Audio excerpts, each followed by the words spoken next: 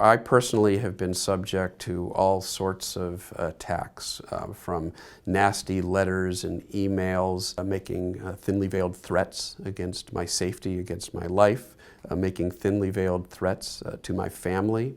I have received letters in the mail that in one case contained a white powder that I had to actually report to the FBI. They had to come to my office and investigate this and send this off to a lab to make sure that it wasn't anthrax or some very dangerous substance that my entire department would have been subject to because of this. I have been called every name in the book. I have had industry-funded front groups try to pressure my university to fire me.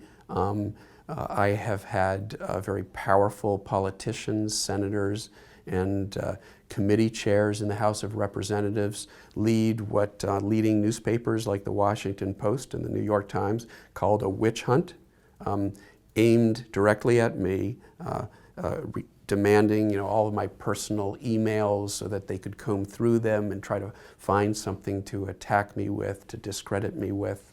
I had a run-in with the Attorney General, the previous Attorney General of Virginia, who was what's sometimes called a Tea Party Republican, an extremely conservative Republican who had was driven by a fairly radical ideology. He tried to use a civil subpoena, which is something that is available to the Attorney General to deal with Medicare fraud.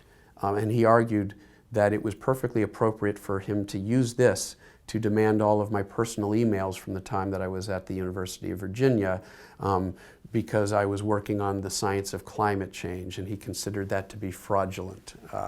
Well, it was shot down by the courts, first the lower court.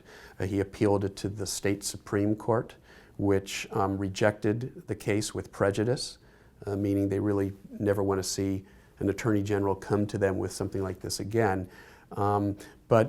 So in each of these cases, in the end, I've prevailed in these battles, but it takes a lot of time and effort and legal support, and I think that's the intent. I think the intent is to distract me, to keep me busy dealing with these various other issues and challenges so that I'm not able to do the science that I love doing, so that I'm not able to be out there communicating the science and its implications to the public. Fortunately, I've found a way to do those things while still sort of dealing with these additional challenges that I face at the center of this campaign to discredit me as a means of discrediting the science of climate change. A very cynical campaign, I might add.